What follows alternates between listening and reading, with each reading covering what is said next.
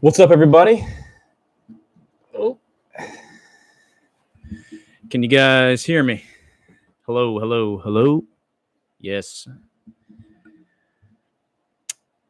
Okay, so welcome to the first new Agrarian live stream.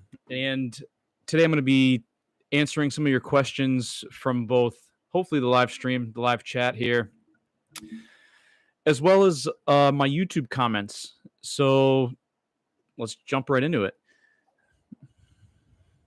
Actually, I want to make sure that somebody can hear me.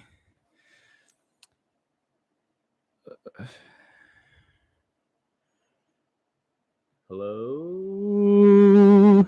Hey, hey, hey.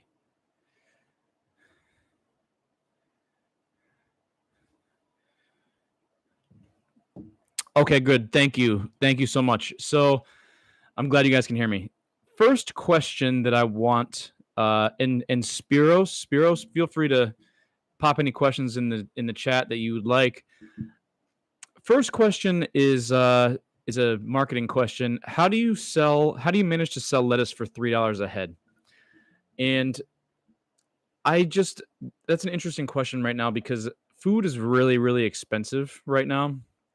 And even if you buy not so good lettuce from a grocery store, you're going to pay $3 a head. So, one thing that I want to kind of stress about these locally grown vegetables, hydroponically locally grown vegetables, is that customers will pay more. So, and I talked about this in a couple of my YouTube videos, especially if you keep your farm clean and it's kind of aesthetically pleasing. People are going to see that and they're going to be like, whoa, yeah, I'm going to pay $3 easily.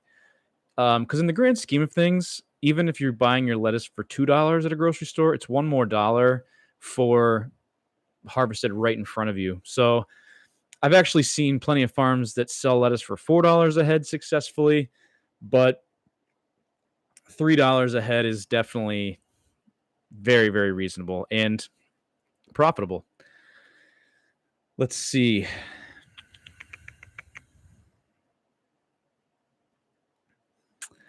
Do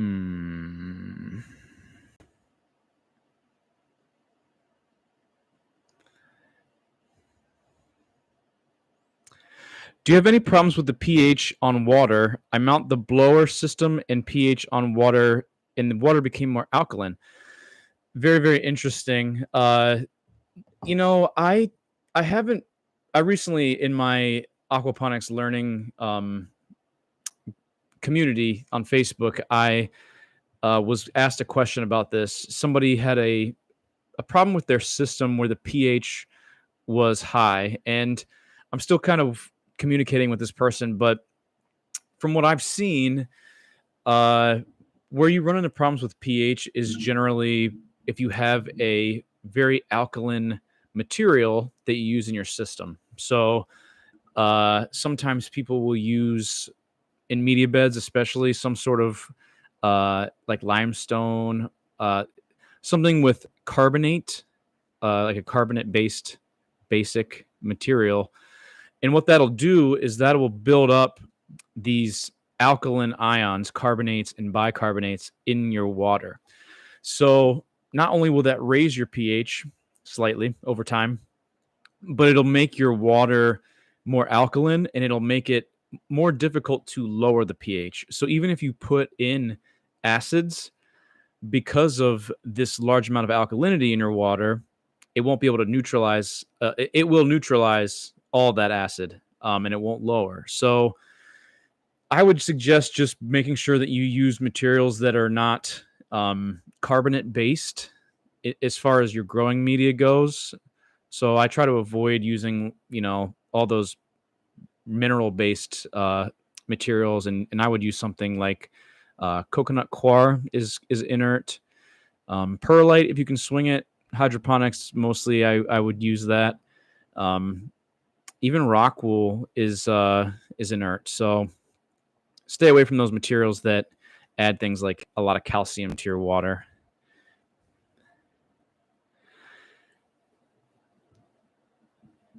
I pay more to get meat market meat than grocery store.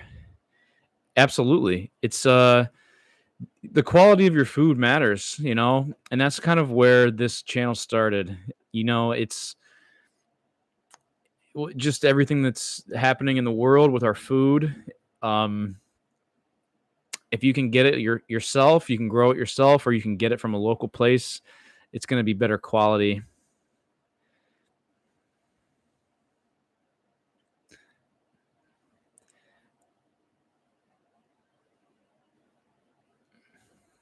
Just looking through some of my questions, guys. If you have any, feel free to drop them in the chat.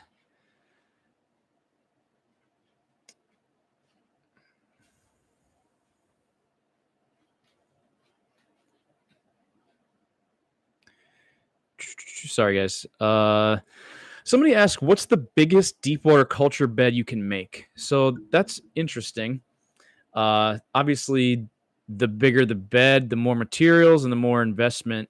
But it's kind of funny because I asked this question a long time ago too. And what I learned was that the water pressure on the sides of the grow bed is constant with the height.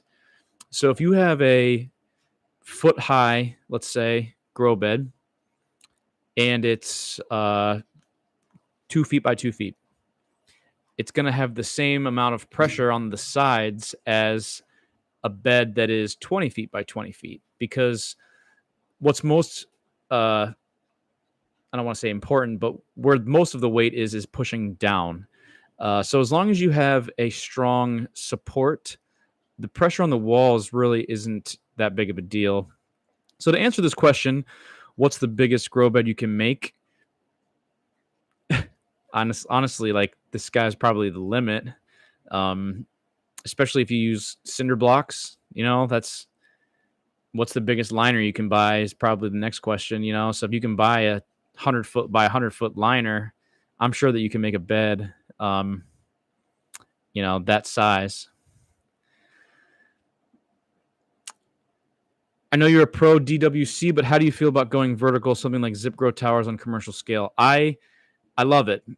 So like you said, I've done most of my work with deep water culture beds. I'm a huge fan of vertical farming too.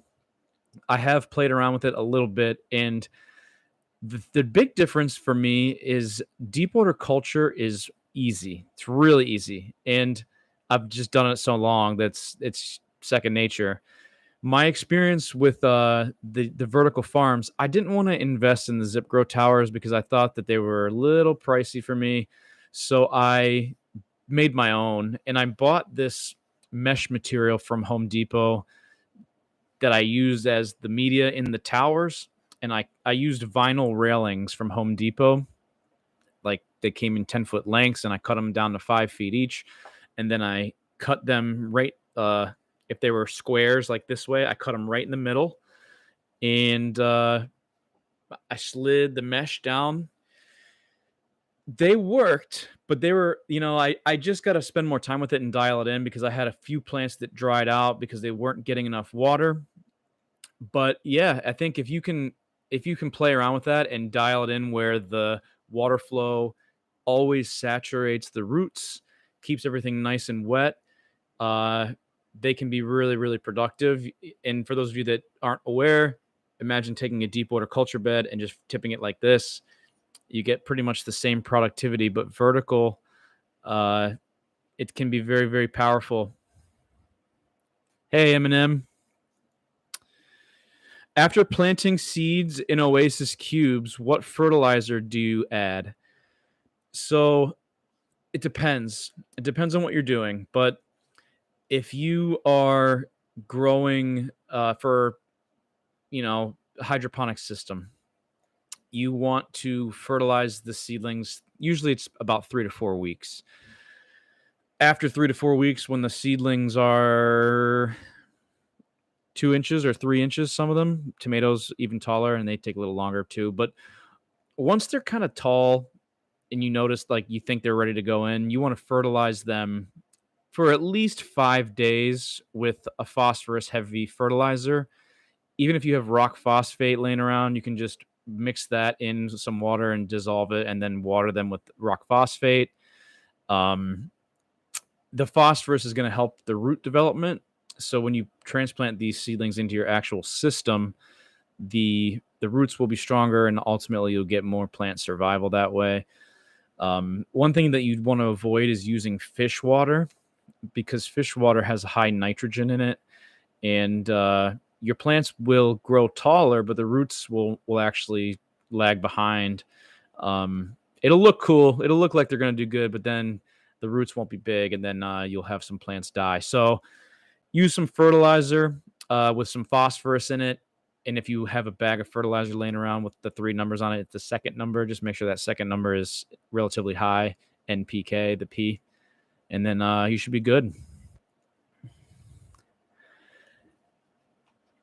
I'm always curious about salt accumulation in deep water culture. Is it a problem in AP, aquaponics, I'm assuming? Salt accumulation. So I don't think, I do have experience with hydroponics as well.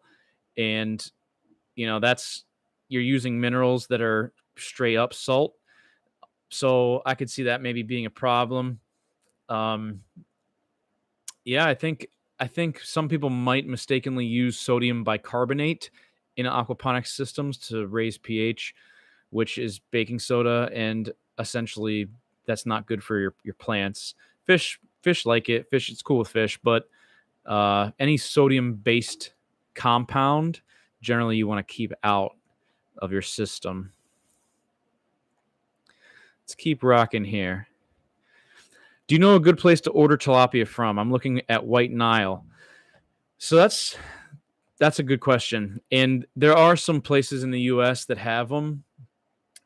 They're not really affordable, I don't think. I think some of these places will ship them to you for like $2 a fingerling, which I think $200 plus the shipping, it's like you're looking at 300 or $400 just to get started. So one of my other videos I did on breeding tilapia, I really encourage you guys to try to network with somebody in your area, because if you can get a local fish provider, especially a local tilapia provider, all you really need is a handful of fish from different lineages, essentially, and you can breed them yourself. And one small female can produce 200 to 300 fry. Big ones even more. So yeah, I don't harvest a whole ton of fish. Most of my business when I worked in the greenhouse heavily was selling the vegetables. So I just kind of kept the fish, and when they got huge, I would harvest them. But um I constantly was trying to reproduce them, and I was successful multiple times, and I was even successful raising the fry into mature 2-pound adults. Um but yeah, I wouldn't pay more than, definitely want to be under $1 per fish, honestly. I know that seems ridiculous, but you're paying for a fish that's this big. So, let alone you're going to experience some mortality shipping more than likely. Um, 50 cents is fair, I think. Uh, I don't know of a good place off the top of my head that will ship them for a reasonable price. Good business opportunity for anybody out there.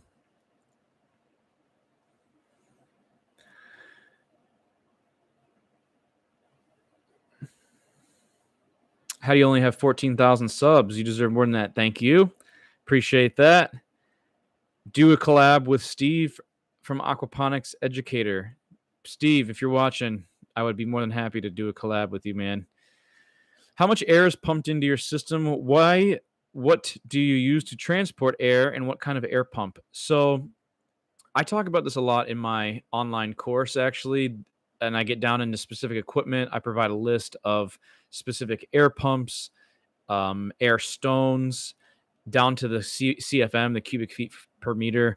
Um, that's really what you need to know. But an air pump with a 2 CFM rating is plenty. You can divide that into multiple systems and span that over 50 feet or more. I most recently used an air pump that was a 1/2 horsepower. I don't know the CFMs of that pump, but it was a lot. But you can Amazon a pump. A 1 CFM pump is all right. It can do probably like you can split it up amongst a bunch of probably like 4 to 6 large tanks, but anything once you start approaching the 2 range is going to be a lot more powerful, and you should be fine. And what do I use to transport the air? I use PVC pipe, usually 3/4 inch or 1 inch, but I wouldn't go larger than that because then it's gonna get a little bit expensive. And then once I get the air to the actual equipment, I use a tube, and it's usually 3/8 inch tube.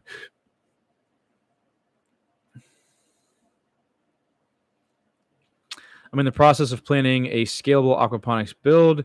Your content is proving to be very useful in pushing me along towards my success. That's great. I'm so glad to hear that. That's what we're here for. Thank you for the comment.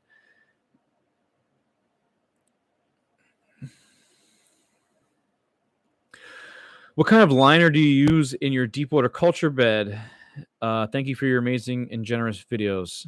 I'm bridging over to hydroponics to aquaponics, and your videos are educating the heck out of me. Awesome. How thick is your liner, and where can I get one? So all my pond liners I purchased from pondliner.com, believe it or not. It seems like a bogus site, but I promise you it's not. It's really legit. They have a lot of really good stuff. It's been a while since I bought my actual liner, but I think it was a EPDM liner, and I think it was like 55 mil, I want to say. But if you go on there and you go to pond liners, they have like it's 2 or 3 different selections. It's not a whole lot, and then you can pick the exact measurement that you need, the size, and they will hook you up. And their liners, I've used their liners for about 10 years actually, and I've never had a problem. How many days, weeks before you do water change? So that's interesting because if you have a commercial setup like some of my viewers, you're not doing much water changes at all because it's really going to be negligible. I would kind of answer this as needed. So I and when I think of water change, I think of removing a large percentage of water and replacing it, which in large systems isn't really a good idea because water is a resource, and we want to manage it properly. So I only really add water to my system after a percentage of it evaporates. But um, I would say maybe 2 to 3 weeks you need to do that. It's really not a whole lot. The more of your water that you keep shaded and covered, the the the the more water that you're going to retain ultimately, and not going to have to do that. I've really enjoyed watching your videos on this channel. Clear, crisp, concise, clear speech and diction. Every word focused on the topic and addresses each issue and factor in the process. Well worth the time to watch your videos. Thank you. I appreciate that. Uh, I That's a really nice comment. I really appreciate that. How can I ask if we need to feed them in their breeding tank or let them breed, no need to feed? So this is in regards to my tilapia spawning video. Yeah, you gotta kind of monitor the female every day. So once they have eggs in their mouth and they're kind of swirling them around, I wouldn't feed her. I would let her go. You look in her mouth and they're yellow. If it's yellow in there, let her go for a couple days. But things progress kind of quickly, so 5 to 7 days. Again, check every day, but 5 to 7 days, you should see those eggs start to form into sac fry or yolk fry. At that point, you need to be really careful because there's going to be a day where she lets them out of her gills, and if you don't feed her, she'll eat them. So what I like to do is I like to wait until the yolk fry almost have eyes. So when they're almost like ready to do their thing, and I'll actually take them out of her mouth. I'll just flip her over and I'll dunk her in the tank a bunch of times, and I'll rinse her mouth out, and I will raise those fry in their own aquarium, and I'll take her out. That way she doesn't eat them, because that's happened to me several times. and it's not fun. What are your thoughts on aeroponics? I'm a fan. I think, again, I love all the stuff. I love growing food, and I love any of these methods. It's all good.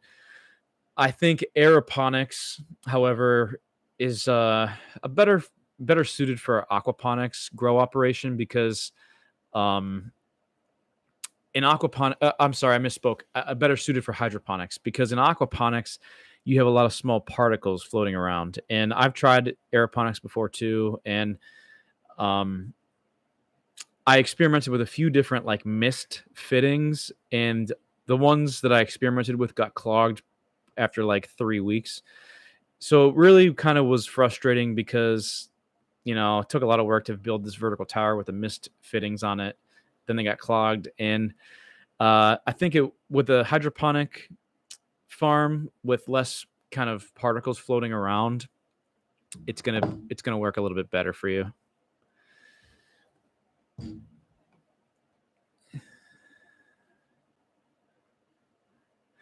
I started with rock wool and it started great, but 2 weeks into the growth started to get discolored and died. I watched the pH and didn't seem to make a difference. So you don't really need to, excuse me, you don't really need to watch pH a whole lot when you're germinating seeds. All they need is water. They don't really care about much else. They don't need nutrients. So you kind of just need to make sure that the moisture is at the right level and that your environment is sanitary. So sometimes what I've seen when people are germinating seeds is that they leave the trays kind of submerged in water, which is too much water, and you can get root rot and they just it doesn't work. So you want to just give them just enough water to where they are not drying out. Another thing that I've seen is once they have a little root poking out the bottom, if you actually take the cube and pull it above the water and you just leave the roots hanging in the water, it kind of will it'll keep the moisture level in the cube down and increase your germination rate. I've been running a successful small scale black soldier fly farm. Pretty cool. I've been feeding the grubs to chickens. Are you aware of black soldier fly as a fish food additive? What is your assessment? Yeah, I've heard of black soldier flies. I've seen the systems where they put them in the decomposing compost or whatever, and they have the ramps and they climb up and they fall into the fish tank. That's cool. I live in a climate, I can't really do that where I'm in the Northeast United States and it gets too cold here in the winter for black soldier fly to survive. But I haven't done it personally. I'm aware of it, but it's cool. I'm sure if you can get a substantial amount of black soldier fly larvae hatching and stuff, it's probably a worthwhile thing. Do you have a link that shows how you build your Dutch bucket setup? In particular, how your drainage plug works and where it's placed. So I don't have a video of the exact drainage plug. I have a couple videos though on Dutch bucket hydroponics, but basically, let me explain. It's really simple. The buckets that I used in my first Dutch bucket video, those were from a company, but you don't need anything that fancy. So basically, all you really need to do is make sure that your bucket drains almost all the way.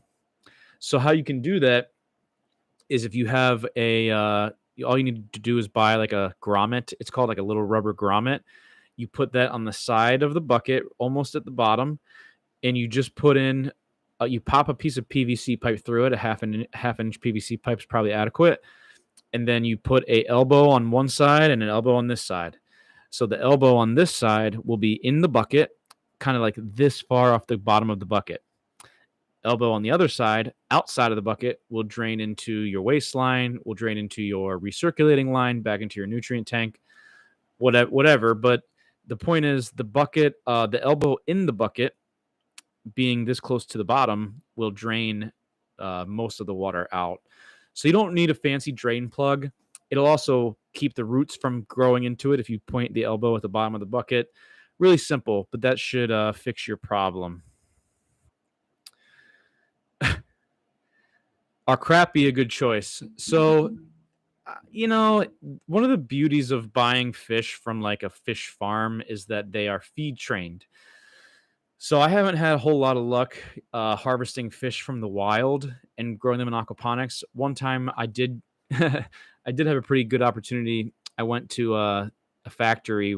It was like a electrical power plant somehow, and they had like a water discharge reservoir, and a ton actually of crappie flowed into this thing. And so they called me and they're like, "Hey, can you come get all these fish?" And there was like 1,000 of them. And I'm like, "Yes." So I went and I got them. They were like this big, and I put them in my system, but they wouldn't eat fish food. So I ground the fish food up into a powder, and I ended up losing a lot of them. And they were in this water that was just full of minerals. So when I put them in my system, they leached all the minerals out. So it wasn't a good experience. They wouldn't eat fish food. Um, any fish that you can get that's used to eating fish food is going to be your best bet. Uh, if you want to keep some fish, from the wild, eventually they'll eat. But it was hard. I used to have some bass too, and uh, I tried to feed train them, and so I would throw in bugs and I would throw in fish food at the same time as the bugs, like all together, and they would only eat the bugs. They wouldn't eat the fish food.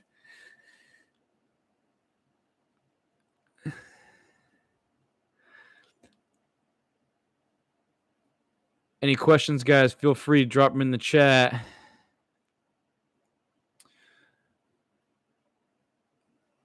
lot of questions, man, on my YouTube channel. Thank you guys so much.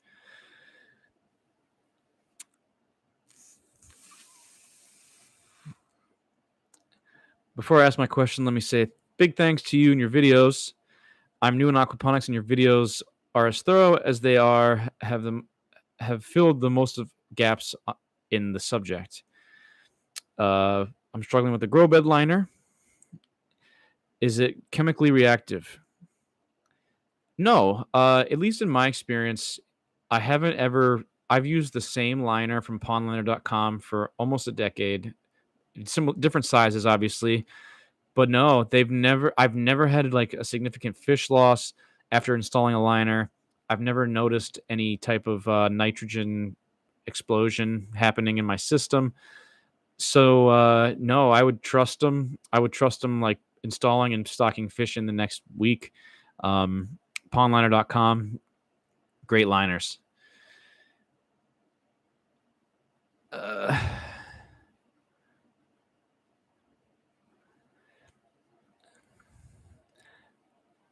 Hey, thanks. Outdoor Fishing Adventures. Appreciate the support, man. If you have any questions, I'd be more than happy to answer them.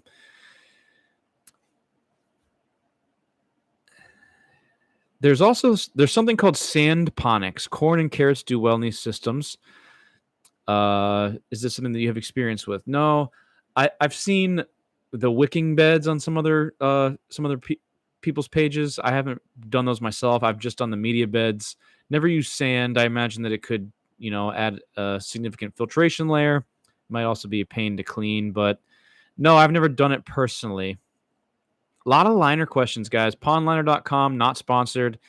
Got that question 5 times now. Pondliner.com, I think it was an EPDM pond liner. And in my online course, I have a whole document with all the products that you need to get started: air pumps, air stones, water pumps, liners, tanks, nutrient supplements, pest management products. Literally everything's in one place. And I put links in there where to buy everything too. So it's definitely a useful document.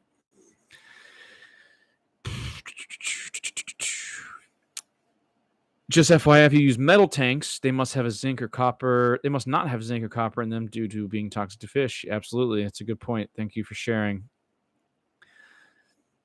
My understanding is that tilapia are rock solid and hardy, but is it true they also have the lowest nutritional value of all fish? I don't think that's probably true. I think that saltwater fish in general have more nutritional value, just being saltwater and eating more types of phytoplankton and whatnot.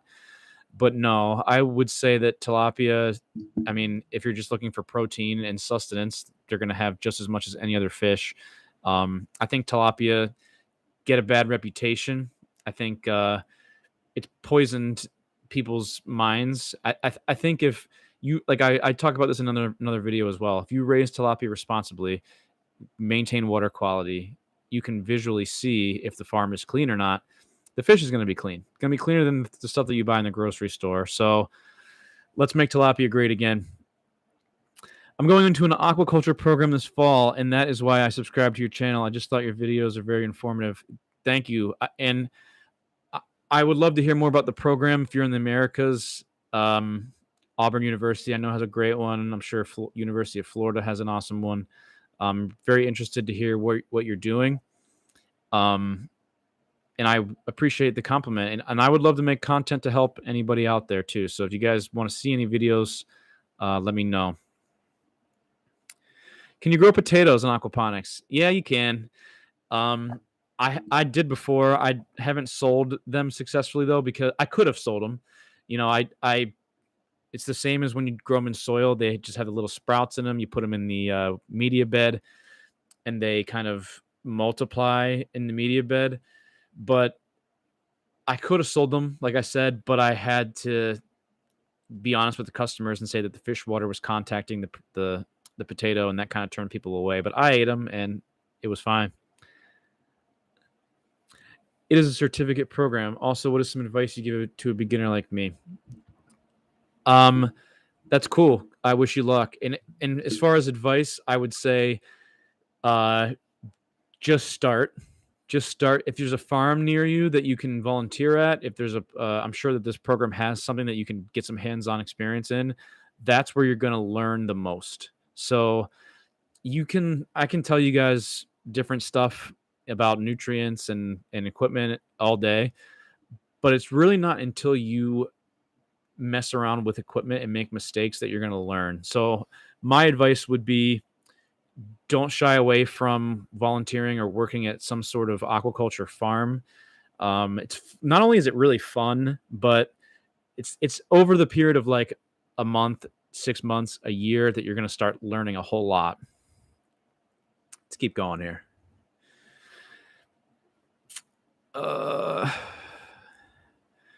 Marketing fresh basil is tough. It gets spotty in the fridge about 3 days.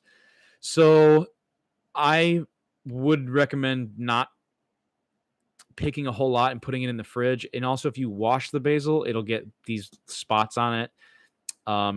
It's like the spots multiplied by the fridge. It gets too cold, it gets black, and then it's unmarketable. So what I would do is I would grow the basil right next to the entrance to your farm. And then when people come in, they smell it immediately. And that's the first opportunity to cash in on a purchase, and you can just cut it for them right there. And literally, that's even a hefty 8 to 12 leaves, and you're gonna be able to sell.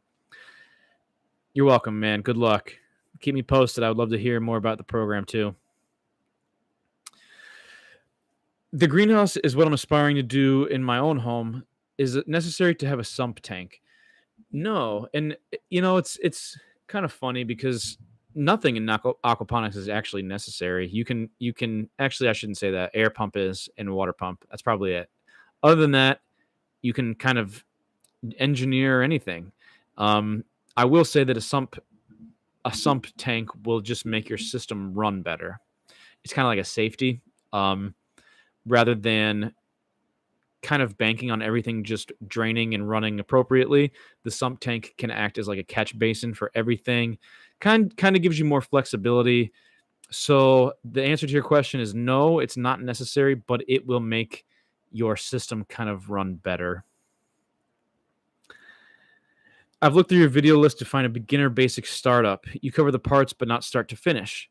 Could you do a basic, simple, small scale, 275 to 500 gallon system? Yeah, that's on my plans. That's actually a video that I'm gonna be uploading to my online course hopefully this year. I want to give you guys. I in my online course I talk about a lot of equipment that you can start with. So I think some feedback that what might be good from you guys would be like, what equipment that you want me to make it out of. Do you want me to make it out of 50-gallon water drums, IBC water totes, something else? But yeah, I could happily demonstrate how to do a starter level system for a home greenhouse. Please do a video on small scale startup. Yep, I'm getting there. I wonder a bit about energy consumption. Energy cost is a factor in aquaponics. Absolutely. So I also talk about this in a few other videos. If you can rely on 2 electrical components, one being your air pump and one being your water pump, it's going to be the least energy demanding. So a lot of systems have multiple of each of those types of equipment. You don't need them. If you just you do need one of each though. So if you look at the kilowatt hours on the packaging, whenever you buy the product, you can calculate how many kilowatts it's going to use over the course of a year, depending on if you run them 24/7 or not. But yeah, it's one of the investments if you are looking to venture down this road. Why not use coconut coir instead of rock wool? You can. So in my starting seeds and hydroponics video, I kind of go into the media a little bit, but I would treat coconut coir the same as soil. So I would start my seeds in it. I would fertilize them with good root fertilizer. I would make sure that the coconut coir is all bound up in one nice little plug. Then you could transplant it. It should work. It's going to be a little bit dirty, just like soil, but no, it should work fine. And I just did a video recently about cocoa peat in a tomato system. You guys check that out.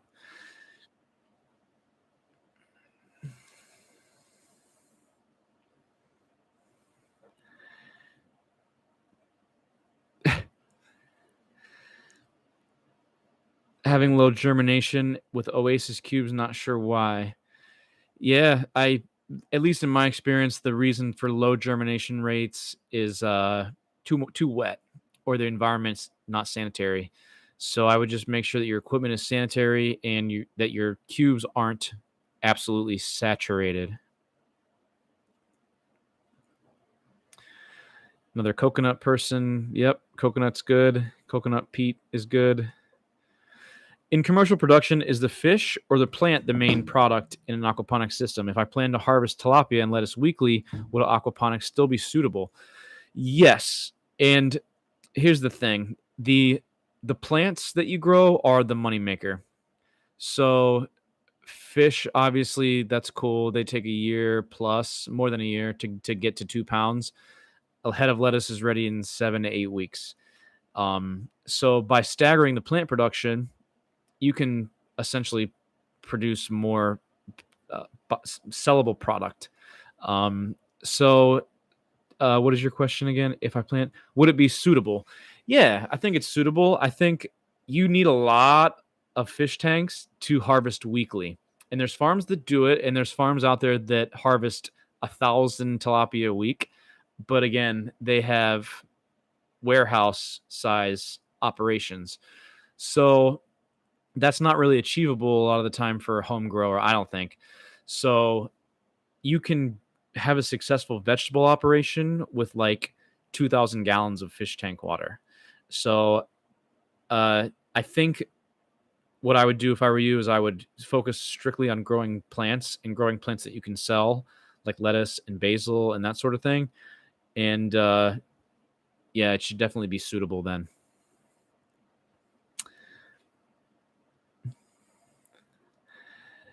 The cracky system that you showed seems perfect to teach youth and their families about growing their own food. I work with kids in Brazil and would love to see aquaponic systems get going. This is perfect, high density. Thank you for the videos. Please tell us more about the cracky setup. Yeah, so that was one of the first videos that I did. But the crack key hydroponics is a perfect method to just do it on your porch, and literally there's not much to tell. It's a bin with hydroponic nutrient water in it, and there's no pumping, there's no circulating, there's no nothing. You can put an air stone in there just to kind of keep everything circulated a little bit better, but that's really all it is, and it works super good, and you don't have to water it, which is awesome. So with grow media beds, are the steps all the same? I was thinking the media would act as a filter. Absolutely, it does. And yeah, I mean, media bed's a media bed. There's different tweaks that you can do. The main thing that I would recommend is a good understanding of a bell siphon. I have a video of that on my channel. There's little tweaks that you can do to a bell siphon to get it to start and stop faster, but it's a pretty simple piece of equipment in general.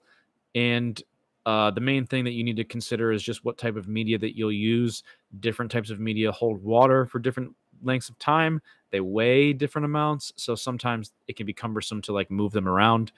But yeah, in general, media beds, it's all the same basic principles.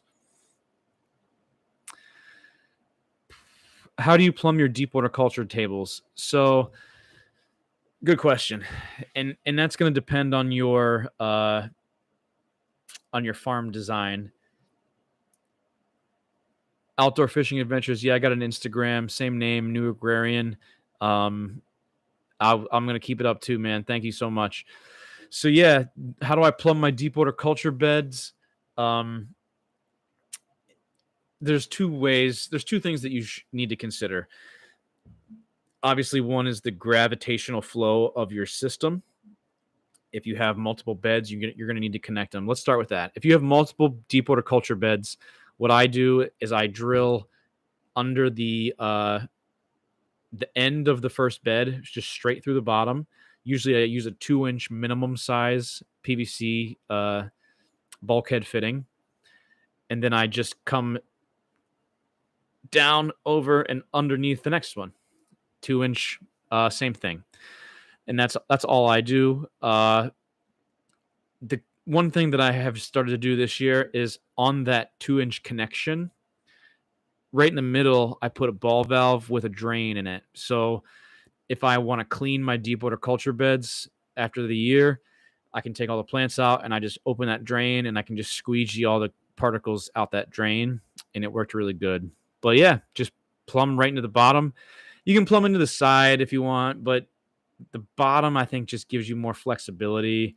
The side might have its advantages. It will keep the water level the same, but the bottom, I think, is just neater. All right, guys, let's keep on going here. What's the point of having a hatching jar as opposed to just leaving the eggs in the aquarium to hatch? You could do that, I guess. So the problem with leaving tilapia eggs in an aquarium is they get moldy. So if you don't circulate them properly and gently, they're going to be moldy. And there's nothing that hatches them better than the mother. Honestly, she hatches them with like 100% survival rate. It's just getting them away from her in a timely manner that's important. But yeah, you can't just leave them sitting on the bottom of the aquarium because they won't hatch. They'll just become moldy and like stagnant. And if you aerate them too much, they will like not hatch either, I've noticed. If the poisonous rainwater gets in your Kratky system, it will no longer be organic. Yeah, I guess you're right. I never really thought about that, but in my Kratky growing, rain has really not been a factor. But you're right. Technically, it wouldn't be organic, I guess.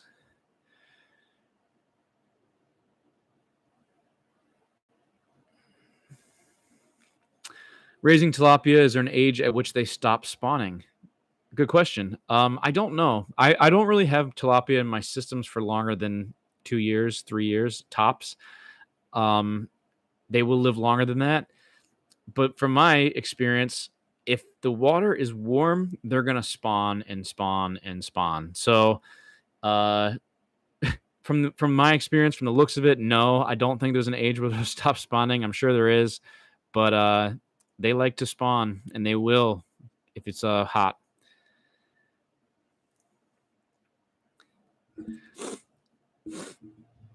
How do you ensure a good build, a good system? That's a good question. I would say that your water flows at a manageable rate. It's kind of hard to explain that, but the water leaving your fish tank should flow out at an adequate rate that leaves the system clean. It should be clear brown, like I talk about in some of my videos. Shouldn't be cloudy. You should be able to see down into the fish tank a little bit. What was the question again?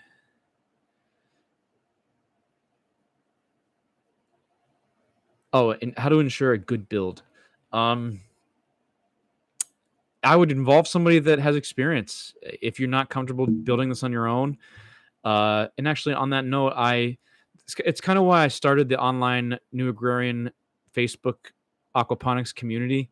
Um, if you guys enrolled in my online course, I wanted to create a venue where I could help people more one-on-one, including phone consultations and Zoom sessions and whatever you need. But check the link in my Instagram bio, and I'll also put the link in the bottom of the this YouTube live stream. If you're interested in getting one-on-one coaching and consultation from me, that's where you could do that. What's the cost to build a system for 500 fish? Depends if those fish are this big or that big, but 500 fish really isn't a whole lot. So once they are mature, let's just pretend that they're tilapia, and they're all 2 pounds, and they're all 500 fish, and they're all 2 pounds. You're gonna need, it's 80 fish, 82-pound fish, per about 250 gallons of water, and that's with great filtration. So you can do the math on that. 80, you said 500, so 50, 60. Can't do the math mentally right now, but 80 fish per 250 gallons that are 2 pounds. So 6, 7, you need about 7 fish tanks, 7 250-gallon fish tanks. Conversely, if you have little tiny fish, 500 of them, you can squeeze into 2 tanks. So it really depends. All right, guys, I'm going to wrap this up just because I don't want to go too long here. But if you have any more questions, keep them coming. I'm going to just rattle off a few more and before we wrap this up. So I use Dutch buckets in deep water culture. I find that the oxygen levels in the deep water culture beds are better. I also don't have the added expense of media to fill the buckets. Oh, wait. Okay, that makes sense. Extra cost of media and cleaning and disinfecting is a pain in Dutch bucket systems. Yeah, it is.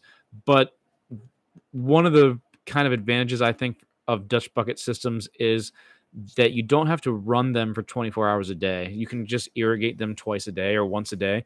And for those of you guys that are concerned about electrical output, running your pump for twice a day for 2 hours is 12 times less energy, which is why I like them. Why can't you put a mesh bag directly into your fish tank pipe? Why does it have to be in the filter? You can, but if you're not on top of it, that mesh bag will get clogged eventually, and then your fish tank's going to overflow. So you can definitely do that. I've done that myself.